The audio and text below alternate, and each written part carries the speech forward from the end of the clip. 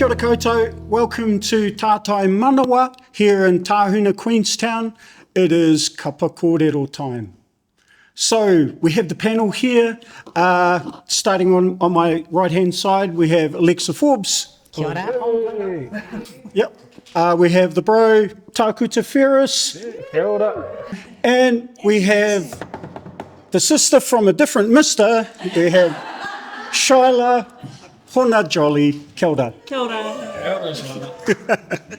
So I'm going to throw to Alexa. Alexa's going to mediate some of our questioning. Well, I thought we should first start with why you're in town this week, because I think it's for the Iwi Leaders Forum. Hi. And could you tell us a little bit about that, about what's happened and how important it is, and what you might have, what's come out of it?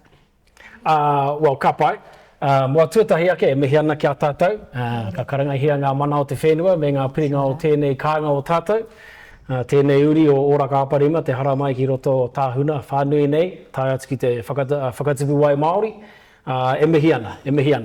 Nō reira tika ana, tā hau nei e mea nei te tuahine. So we're here in Queenstown for the Iwi Leaders Forum. Now we haven't been to it yet. Oh, when is it? We thought it was today. It's on today, yeah, and it's on tomorrow. Oh, tomorrow. And we're on it tomorrow. So we spent today going around the rohe, seeing a few different things. We've been at the shot over and had a look at the whole operation at the back there. We've been out at Arrowtown at the Whakatipu Wai Māori Kohanga Reo, catching up with the team there. And yeah, that's a bit of a milestone on the way. And now we're here with you lovely people. So a pōpō ka haere atu ki te huinga o te ICF. So we'll be at the Iwi Chairs tomorrow. And that kōrero is about, well, you know, part of the kaupapa of the Iwi Chairs as well, he taupōti. And so what do the politicians have to say? You know, and what might the iwi like to ask them? So that's the take that we're here for. And whenever we're here, we love to get around to all the communities that we've engaged with over time. Obviously, the kohanga reo coming to fruition is a huge milestone in any community. So it's just great to see all of that ramping up. Okay, so we'll head on now into you as a candidate. Yeah. Because that's what happens next, right? And so as an independent for this region, because you're standing as an independent, correct? As an independent, so you're not tied to any other party. And so is that when the gloves come off, if you can get in there? Tell us what your vision is for this region as an independent, not tied to anything. Yeah, ka pai. Well, I think first and foremost, what we experienced was the failings of party politics. And party politics continues to fail te iwi Māori. I'm very happy with that statement. Party politics continues to fail te iwi Māori. Now, the intention of our party was that every rohe would have its voice and every voice would be listened to. Now, if you can't achieve that in a party setting, then there's an easy way, because our seats allow it, and that's to stand them up independently. Then the seat and the person who wins it becomes the voice of the people who vote that seat. It's pretty simple. You know, so I mean, literally what that means is you can have a conversation here with your candidate or with your eventual MP, and that MP can take whatever comes out of it straight to the doorstep of Parliament. I want to go to Shyla now for some questions around that, how you vote for an independent, and does it matter? Yeah, I suppose like for a lot of the kōrero that we've been having here lately is around strategic voting. Like if you're watching socials like Tania Waikato and all those cool wahine out there, please call Cory if you want to be on our show. But so yeah, basically strategic voting. What's the thing behind it, and how do you reassure whānau voting for someone like yourself that that vote is going to count? Yeah. So. Yeah, pai tēnā. Shall I go now? One last question. How hard is it to be one of the best dressed politicians in Parliament? Serious question. That jacket looks terrible on you, by the way. No, not that hard. That's not that hard. No. It's not that hard. They generally wear a set of blue things or a set of red things. Now, the strategic voting. Okay, so here's Tākuta's gloves off, strategic vote. We have to maximise the Māori votes potential to change the government. There's only one job that needs to be done, and it doesn't matter what colour does it. The job is a change of government. So we have to make sure that every available Māori vote counts towards changing a government. Okay, basic premise, right? Now, okay, how? How? Well, there's one thing, e te iwi, e te whānau, there's one thing. The left must be strong enough to beat the right. Okay, simple. The right will get the first opportunity to negotiate a government. That's the reality. Labour would have to get 61 in order for them to be the first negotiator of the government, right? So they would just form a government. But if they don't, National will get the first right to negotiate their government. So we have to ensure that that left bloc is strong enough to form a government. Okay, number one. So that means we can't afford any wasted Māori votes. Not one. A quick question for everyone out there. By show of hands, is there anyone who votes on the right within this group right now? No judging. Great, so we don't have to worry about the right's feelings. We can say whatever we want. Now, there are a couple of caveats and curveballs in that, right? So, okay, every single Māori vote must count. Okay, so here's one thing from my time in Te Pāti Māori. Party votes for Te Pāti Māori are wasted votes. Ooh, that's a big call. Okay, it's a big call. I'll tell you why. In 2020, the party got 1.3% of the party vote.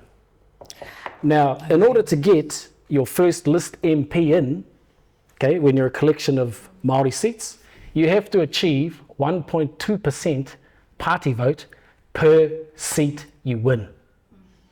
Okay, so in 2020, we won one seat, we got 1.3% of the party vote, and Debbie got in. Now, here's the kicker, and here's the problem with this ratio and rationale from the Commission. Every additional seat that the party wins requires an additional 1.2% to get your first list MP in. Not the next one, your first one. Right? Following? So, yeah. So if you win 2 seats, you have to get 2.4% of the party vote to get one list MP. Okay, if you win 3 seats, you got to get 3.6% of the party vote to get one list MP, and so on and so on and so on. Right? So when we won 6, we had to get 7.8% of the party vote just to get one list MP in. You realise that? Yeah, and that's just the rules, right? So what that means is all our party votes we give to our party, because we love to do it and we want to strengthen it, they're actually being wasted. And in this election, we can't afford any wasted Māori votes. So what would you recommend, given that it seems as if a vote for the party vote would be a waste? Does that mean we stack a party vote somewhere else? Yeah, so it's the same strategy as our 2020 campaign, which was the split vote. Okay, so your candidate vote to your strongest Māori candidate, and your party vote to the left. Okay, so remember, the left must be strong enough to form a government over the right. If they are not, all of the party votes in the world won't save us. So left meaning either the Greens or Labour, someone who we know will go into Parliament. Yeah. So, I mean, I would say the Greens, Labour or Top. Oh. Okay. Shall we go into top now, or shall we ask the next obvious question? Let's go top's the curveball, eh? You should Top's Top's the the curveball. curveball. Yeah. Okay, we'll leave that there for the minute. And I think there's another elephant in this room, and that is how do we mobilise the Māori vote, particularly rangatahi vote? Any ideas? Yeah, I've got a really simple idea on this one. Every single one of us take responsibility for our own whānau. Every single one of us. We take responsibility for our own whānau. What we know about our voting history is that our wahine, lead the charge into voting. Okay, so we're going to need our wahine in this election to be the leaders of those families, to be the organisers of those families, the checkers of roles, on the roll, on the right roll, on the Māori roll, ready to go 3 weeks before, know where the voting booth is, you know, prepared to go early, don't wait for the day, go early. You can start voting on the 26th of October. Okay, so like talk those messages, and our wahine, our aunties, our mums, our sisters, our cousins are going to be the ones that lead that charge. And we're seeing that here today. I mean, look at our audience. It's all the wahine. The wahine tour of this region. Yeah. Generally, not exclusively. And it's nothing against our tāne, but you know, our tāne are just historically busy. Busy men.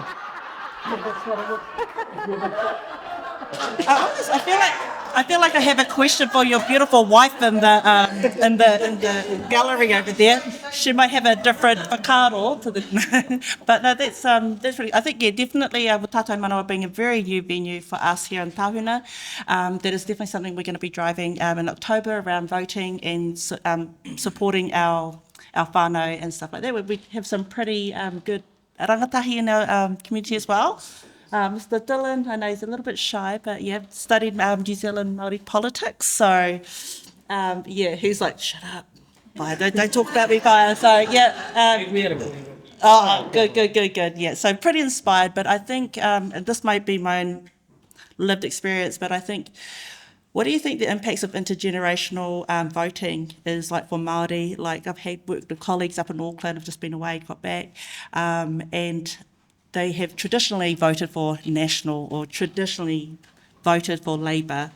And I think when I look at my own whānau, I think the biggest messaging that I'm hearing is, does my vote actually count? And will it count if I vote? So I think you've probably already answered that question around how we should be voting and taking responsibilities. But do you think that's a barrier for our people, feeling like this is not a place for us? Yeah, definitely, 100%.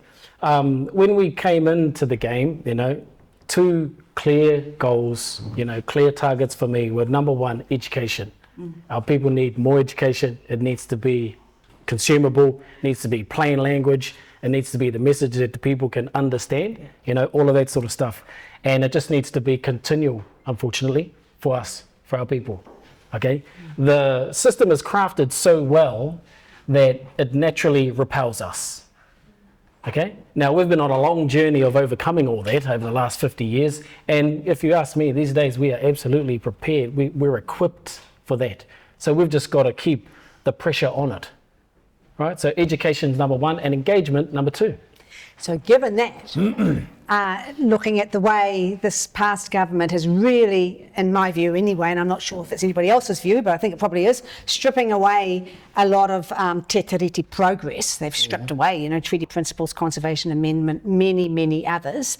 Is that part of a pendulum that Māori in general see, oh, well, that's just the normal 2 steps back, 1 forward, or is there something quite sinister going on that really needs a little bit more action from our local communities? Yes, and yes. Here's the thing, right? We have the numbers. Unequivocally, we have the numbers. We're 1 million people, 70% of them under 40. So 700,000 of them under 40. Now, 50% under 25, 500,000 Māori under 25. Now, Māori under 27 are 1 in 3 in this country.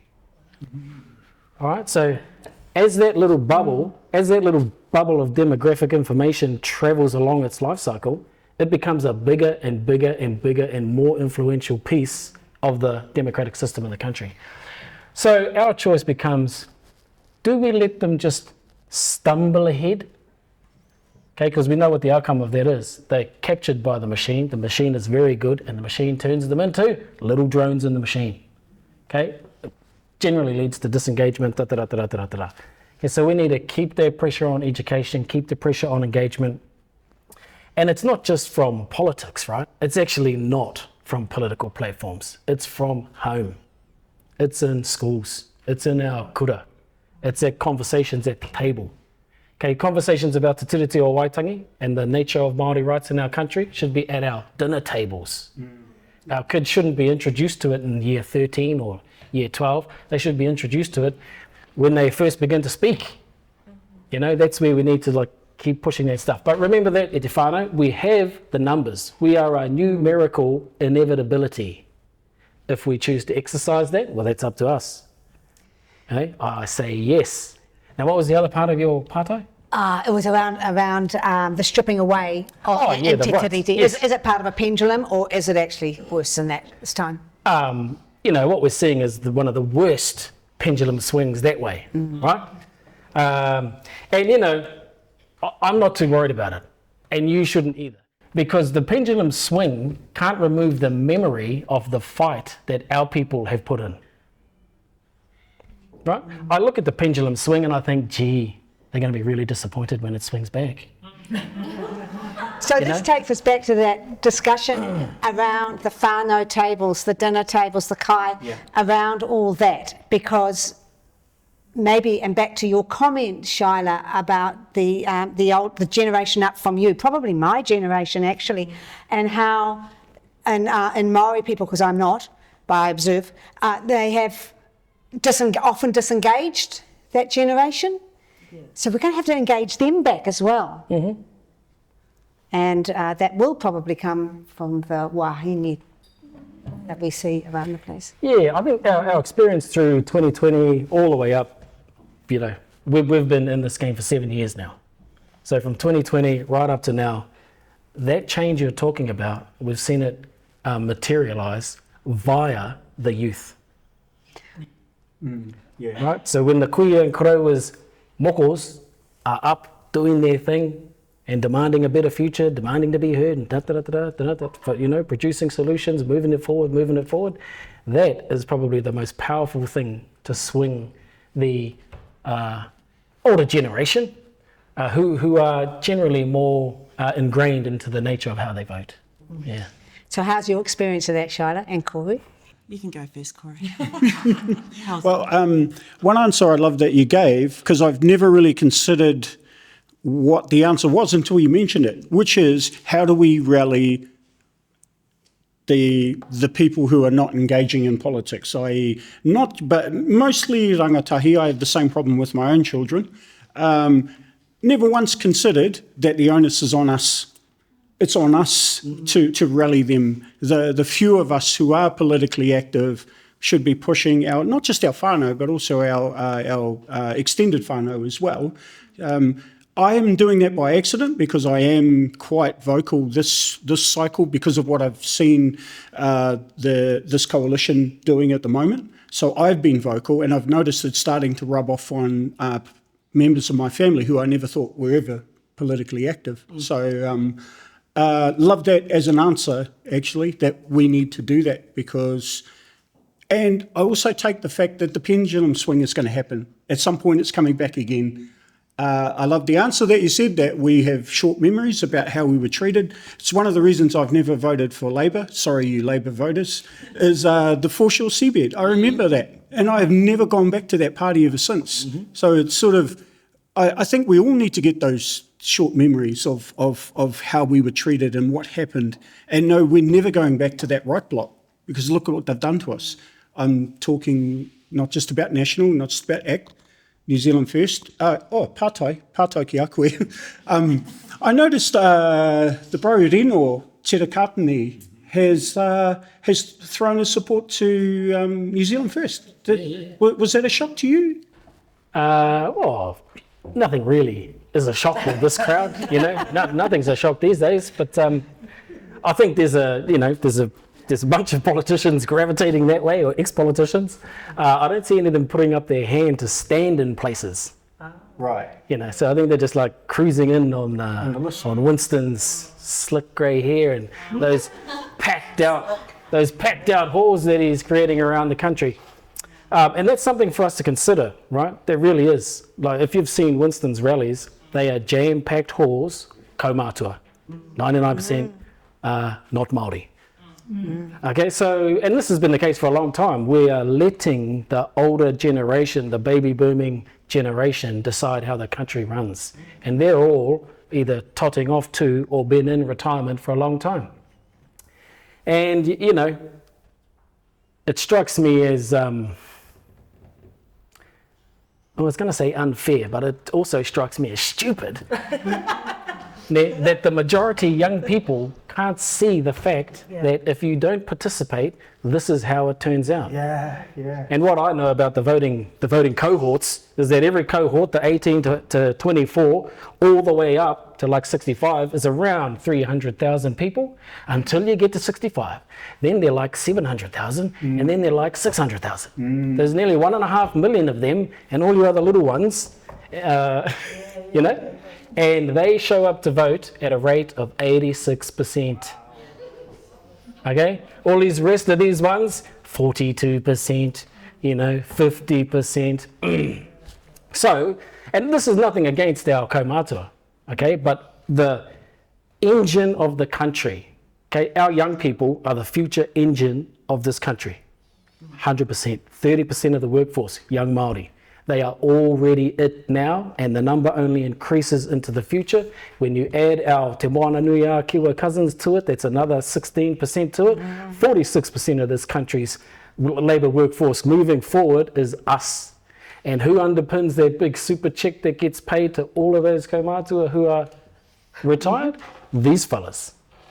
Okay, so we've just got to be happier to have these convos. We need to know, you know, get the numbers out there, talk more about it.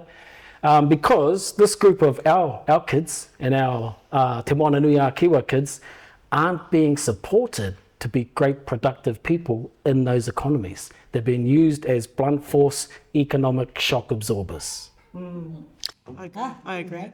So I do have another question. So tell me, or tell us, why we should vote for you.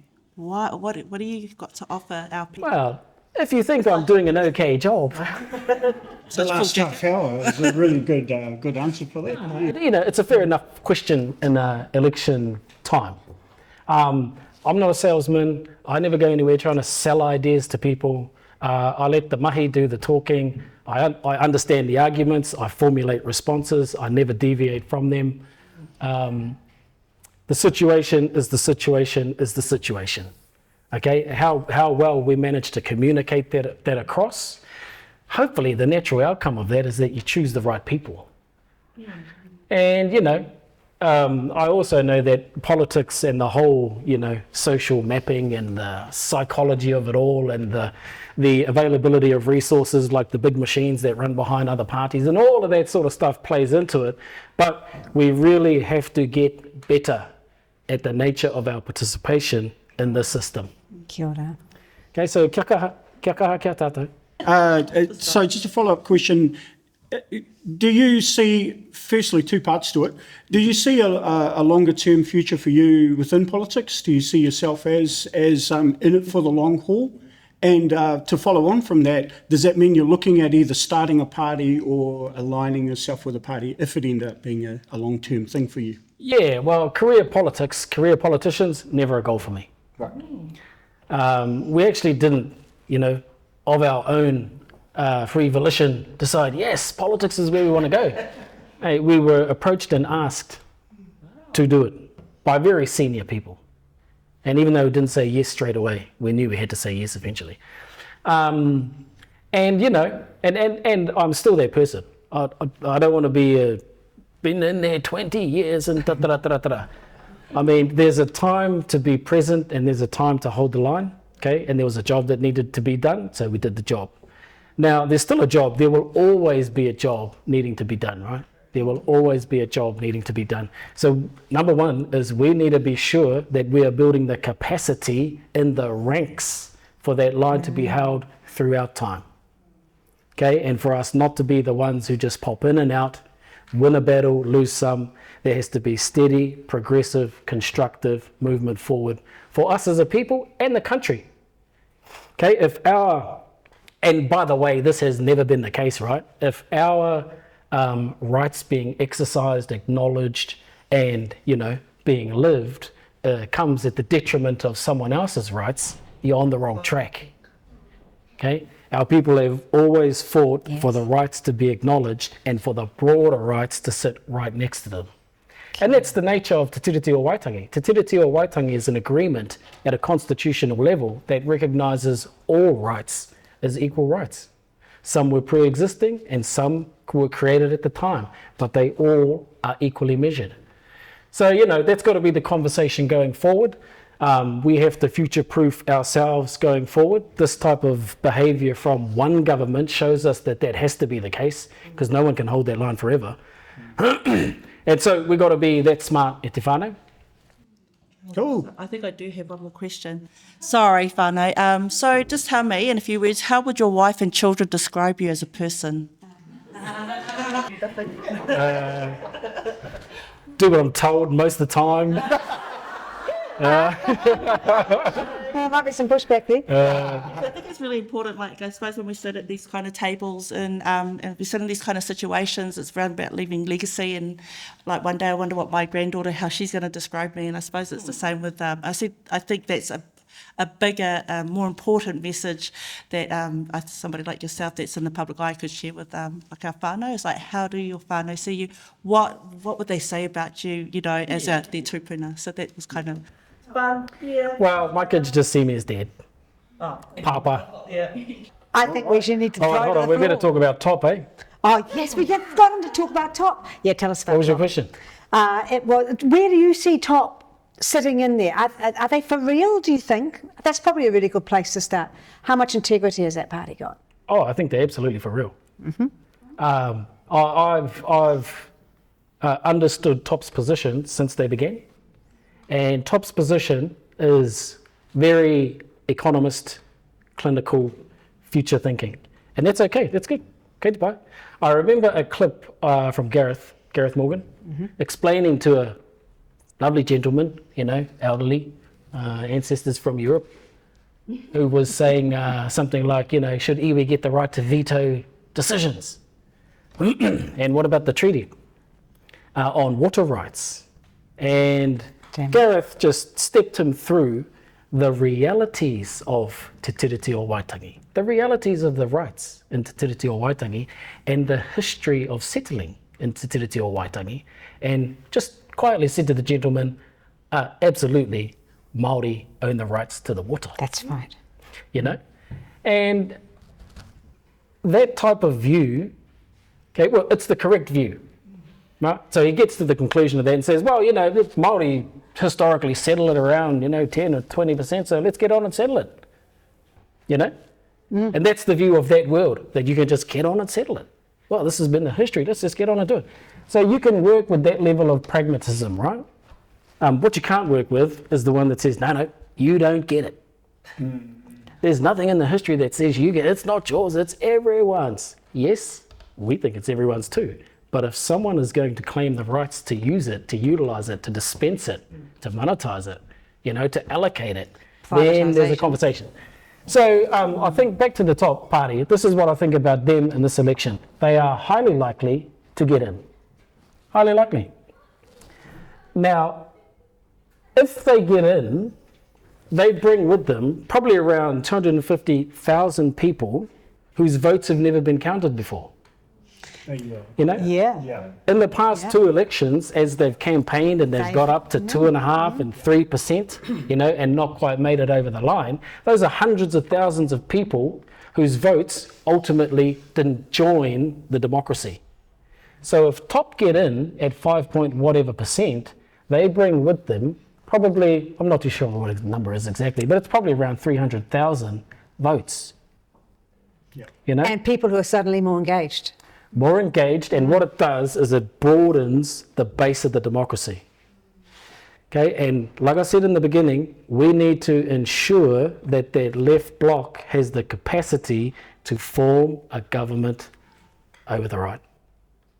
So I think one thing certainly that I'm feeling from your point of view, and I guess it's similar to mine, that you see Top as being more on the left than the right.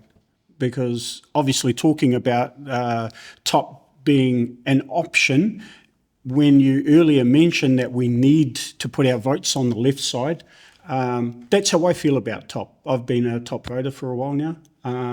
You've been my candidate, and I don't think much is going to change this cycle either, and I love the fact that you didn't call it a wasted vote.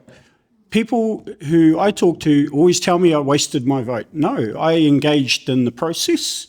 It just wasn't successful. So I don't think anyone who votes is a wasted vote.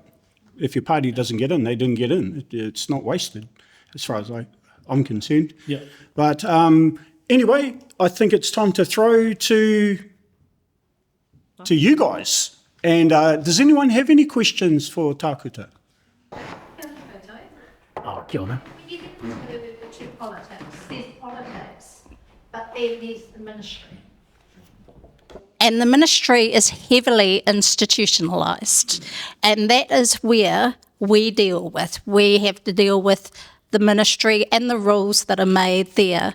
So before you were talking about, that Tiriti has to be at the forefront, which is really what, that's what my thinking is. How do you bring that to a space that is heavily institutionalised? Kia ora.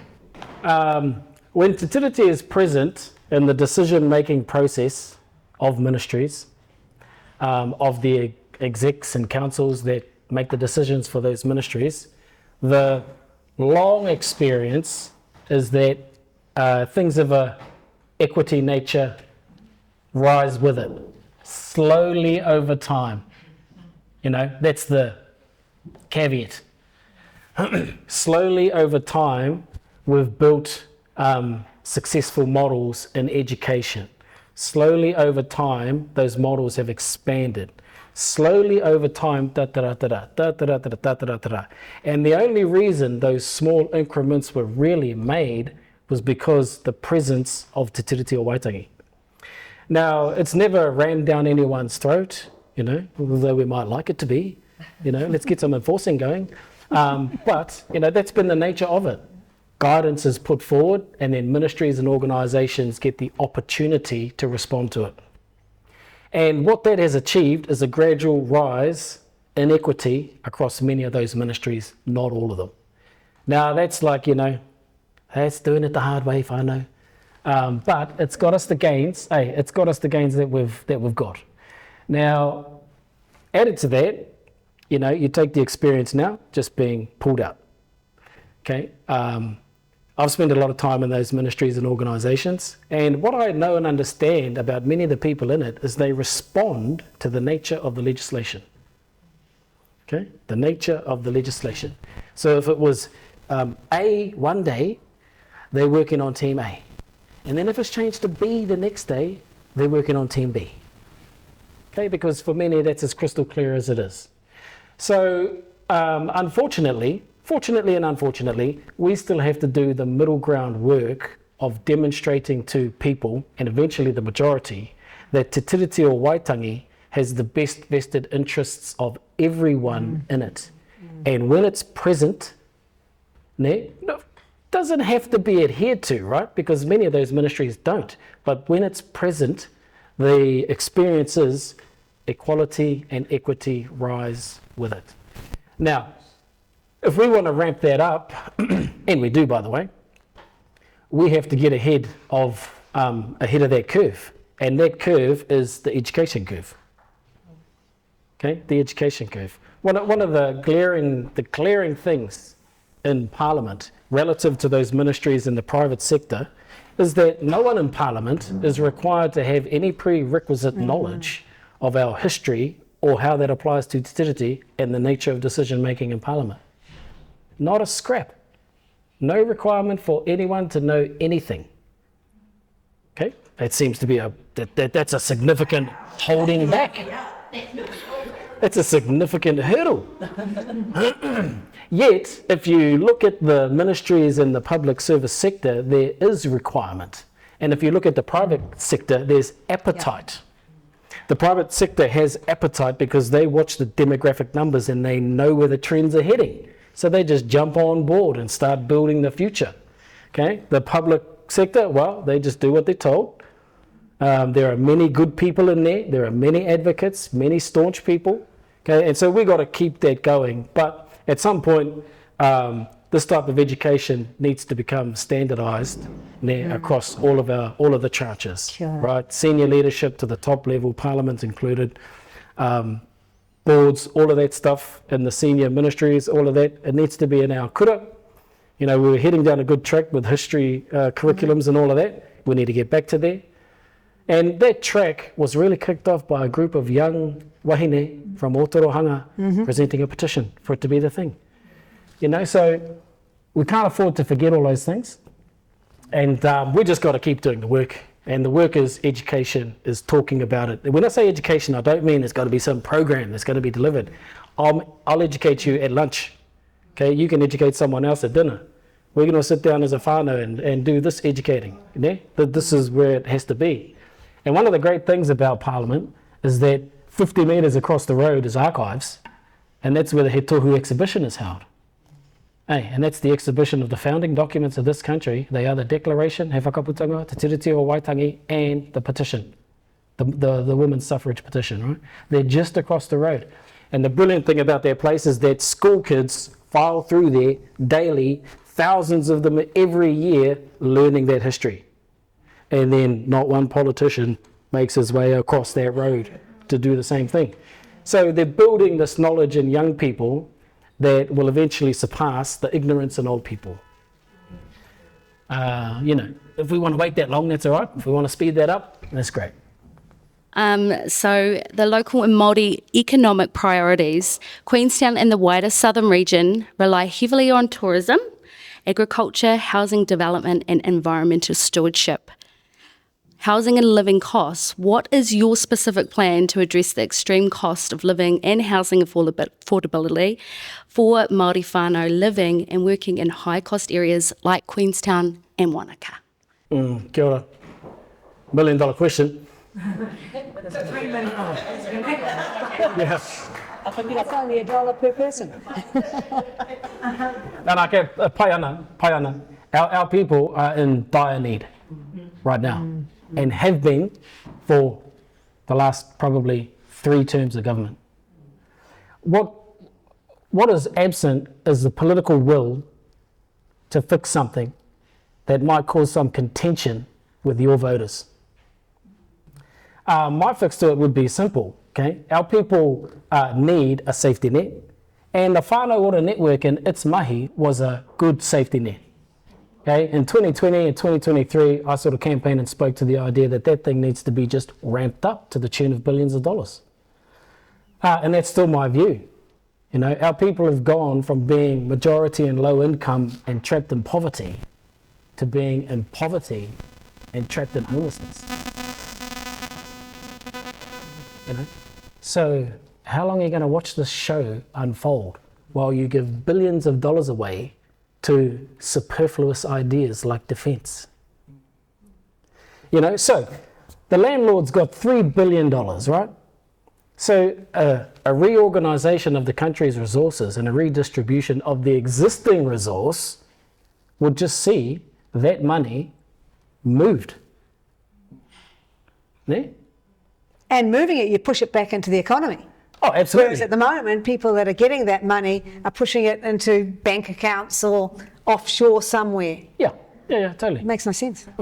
So, you know, if you sort of look at the balance sheet of the government, they've managed to dream up billions of dollars of excess money that they can put into their pet projects. Okay, defence is 10 billion plus. Hey, the landlord's got the 3 billion. They didn't need it. They didn't have it before. You know, did any of them die? No. You know, was it a catastrophe for them? No. So in terms of looking after our people, the support system needs to be ramped up, because we're in this downward trajectory that we definitely don't deserve. And if you think about that young cohort of Māori who are the future of the labour workforce, then capturing that and helping it build solid foundations is absolutely key.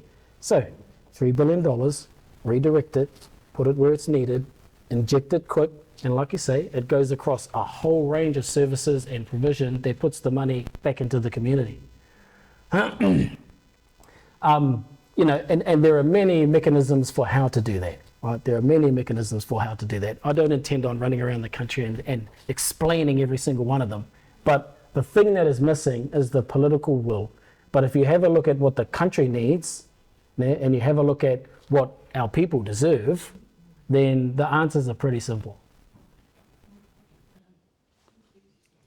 Kath, your question? Hang on. I'm running out of time, Kat. Sorry. If National Coalition Government is back in, what can you and others in Māori and leftward seats do to stop the momentum or slow the momentum and get us back to a better society? I think that's not an easy question to answer, right? Because how do you deal with a level of entitlement and deeply ingrained intergenerational privilege that can't see past its own bias, its own privilege, and is happy with its own ignorance? All right, I'm not sure what the answer to that is, but what we have seen in this term of government is public outcry put a stop to things.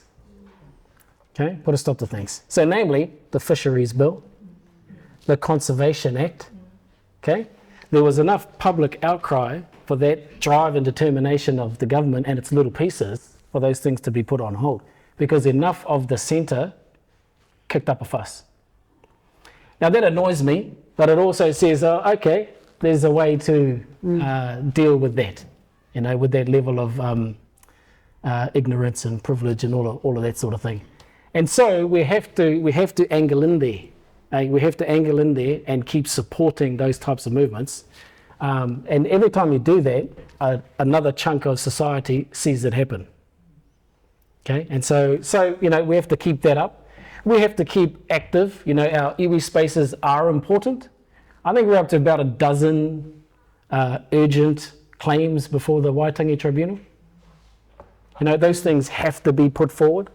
Okay, there have to be people and organisations willing to front them, willing to show up. The tribunal would have been lucky to get one urgent claim a year in the past.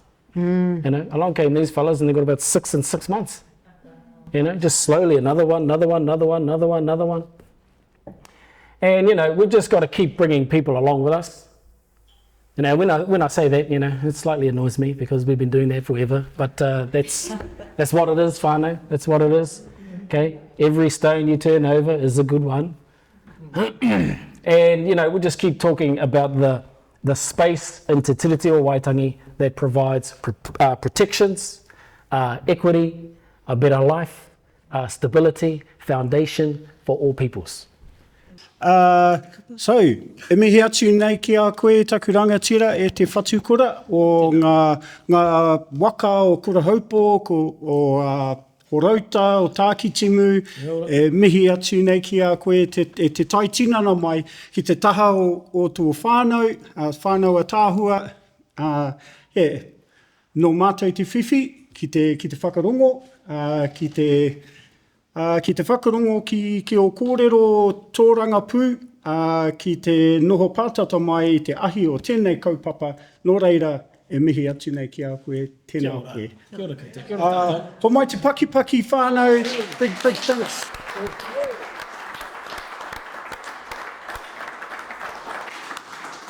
Thank you so much, Alexa. Appreciate it as always. And thank you, Shyla, for tuning in as well. Thank you, everybody, for tuning up. That's our kaupapa for tonight. That's Cuppa Kōrero. Our time is done. Kia ora.